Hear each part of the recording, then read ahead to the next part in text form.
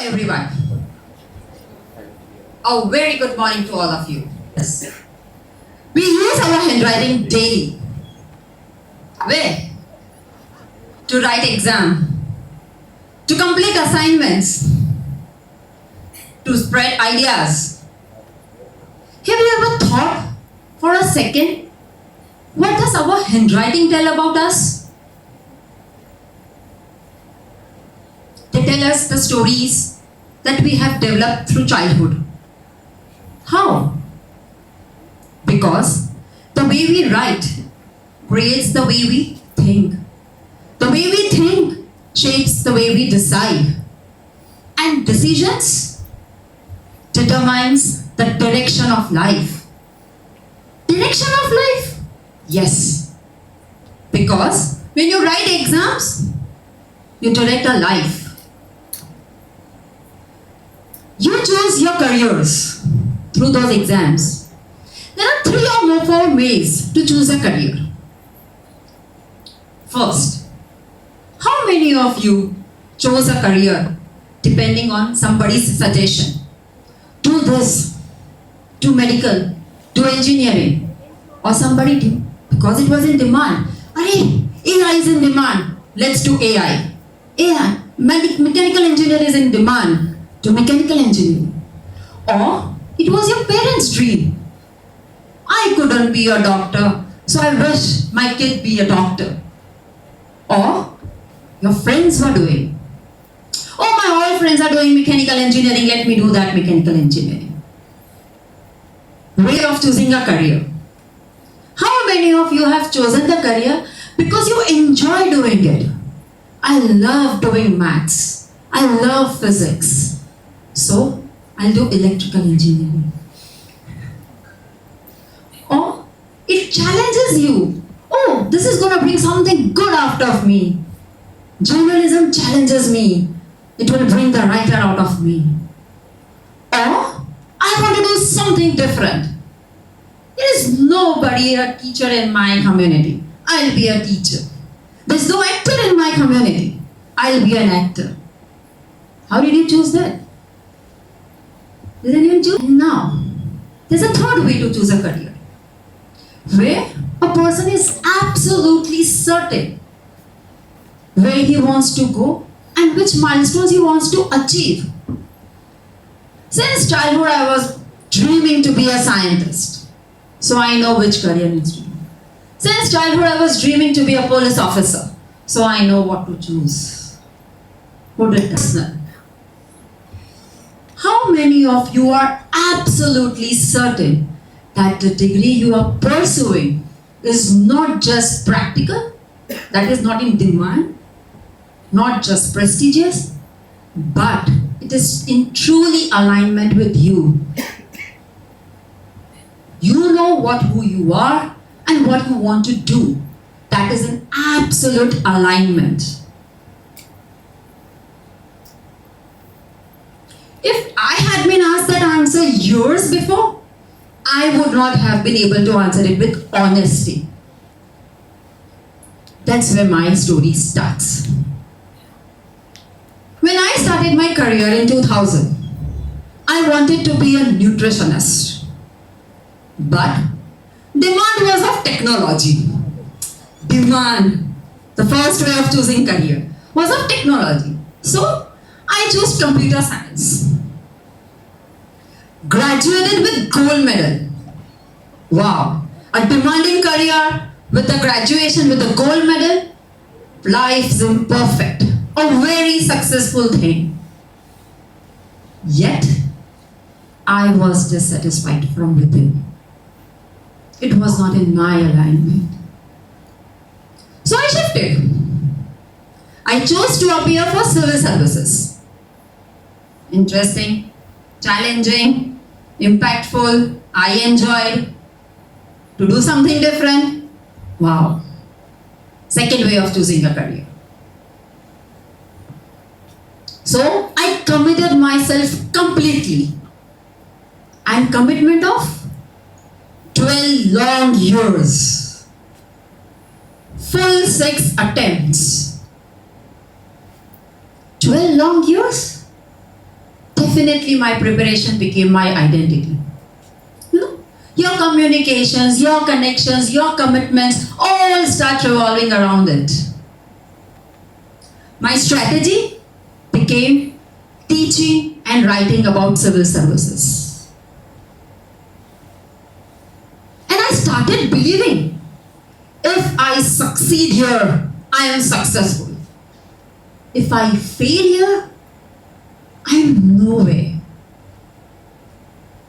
No way. After 12 years, I faced a failure. No way. That phase was very depressive. Then one day, I just wrote everything on a paper. Everything. What was in my mind, what was within me, everything. And it gave me a big relief. Because when you put something out on a paper, it definitely gives you a relaxed feel.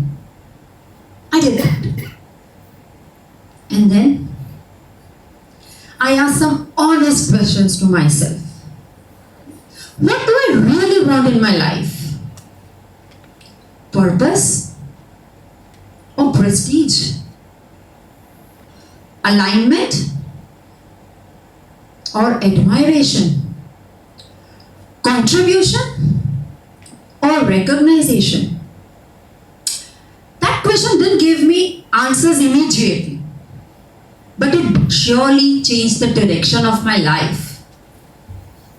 And you know, when you change your directions, your attention also changes.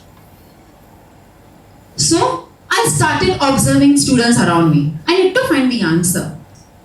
I used to analyze patterns in question papers because I was doing it from long period of time. I began seeing people differently. And what did I observe? Many of them were choosing the prestigious path, the paths that were in demand for, the path that gave them respect, the path that gave them acknowledgement, without truly understanding themselves. And they were committing years to something that looked powerful, not necessarily aligned. So I thought, how can I guide them to choose the right direction before they lose years? You know, that question became the turning point of my life. But it was just a turning point. I still need to figure it out how. During that time, I came across a student who unknowingly gave me the answers I was looking for. He was brilliant, committed, disciplined. A kind of student every teacher is proud of. He wanted to appear for civil services. I asked him why. Because it is impactful, because it is powerful, because it is prestigious. I asked him deeper questions. And a different truth began to surface. What was that truth? He wasn't chasing the impact he was looking for. He was chasing the approval, the validation that he will get with the services. He didn't lack ability, but he was choosing to pursue civil services from the pressure to get approval from the society he lived in. That is for the first time I saw what misalignment looked like in real life. The misalignment of choosing a career, the misalignment of personality, and the misalignment, what do you really want? That misalignment shaped a new question. And I made him realize, people do not fail because they lack ability. People struggle because they lack alignment. And that's where my research deepened. Still, I now found the result, but yet it was a long way. During that journey, I came across the concept of handwriting analysis. It came with a clarification. Handwriting psychology is not a medical diagnosis. It is not a scientifically established absolute truth. It is just a reflection tool. One that can spark awareness within you. And awareness is what we all needed. So, that honesty made me curious to know. And I started reading books about it. Because handwriting is a movement. And the movement creates patterns. The speed, the space, the strokes, the pressure. I started observing my own handwriting. And I noticed patterns. I saw urgency in my strokes. Oh yeah. I saw independence in my space. Yeah. I saw intensity in pressure. Was tough to live. And I saw something deeper. A strong self-reliance. And a hesitation to seek guidance. Yes. A desire to be different. And a fear of being judged. Handwriting felt like a mirror. It joined the dots which I was looking for since years. But this curiosity wasn't enough. If this tool can give me the awareness about my past story, about my past decisions, then I definitely should do it with responsibility. Because I wanted to know what are my present patterns and how can I design my future. And also I was guiding other students for their career. So clarity is responsibility. I did my certification in handwriting analysis. The first thing I did my own personal SWOT analysis. Identified my strengths. What was it? Deep focus, analytical thinking. My weaknesses. What was it? Overcommitment, difficulty in disengaging. My opportunities, what was there? Channelizing my intensity into counseling and guiding others before they lose years. And my threats, self-consciousness, the inner pressure to prove. That day, handwriting made me realize one thing. When you don't know your weaknesses, they run your life. When you underutilize your strengths, you underuse your potentials. It was not when you ignore threats, they become your patterns. Your handwriting didn't change since childhood. Why? Because your experience has shaped you. Your speed has shaped the rhythm within you. Your emotions has shaped the expressions within you. And that comes on paper when you write.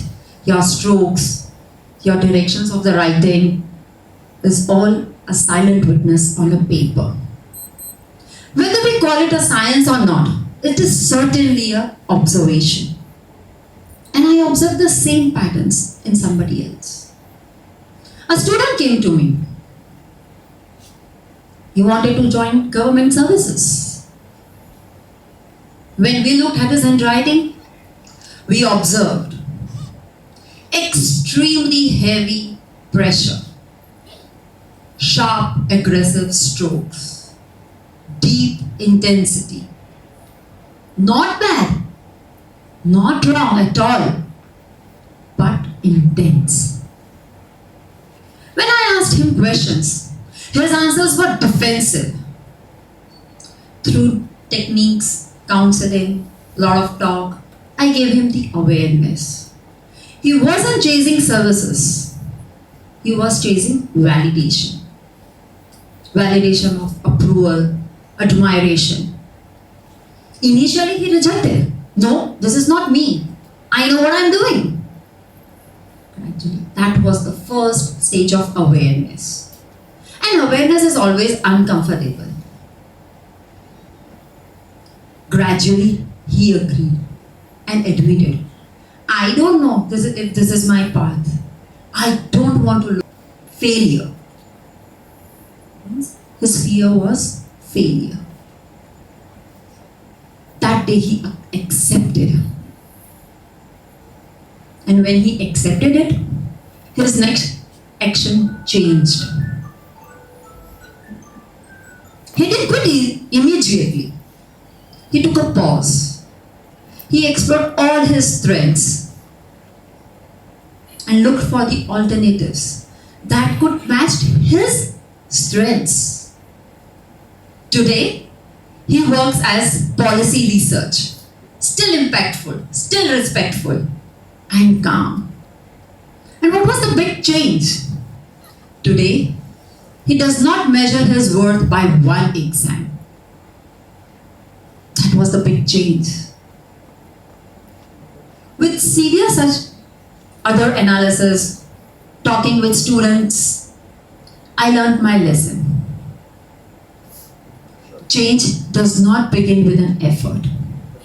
It begins with honesty. And honesty begins with awareness. Your self-awareness. Change follows a sequence. First, awareness. Acceptance. Action. Awareness without acceptance is self-criticism. And action without alignment is a struggle. Also, when awareness comes first and acceptance follows, action becomes aligned. So when I say the pen never lies, I don't mean that it predicts your future. I mean it shows you your present patterns, your pressure, your intensity, your consistency, your hesitations. It shows what you practice daily. And patterns, not intentions, determines your destiny. So before you take a next big decision, before committing years to something, before choosing clarity or prestige, take a pause. Write it on paper. Observe. Not to judge yourself, but to understand yourself. Ask, what are the patterns I am operating from? Because patterns, when understood, guide you. And when ignored, they misguide you. So the next question is not what should I do next? Ask, am I choosing from clarity or purpose? Choose clarity. Step by step.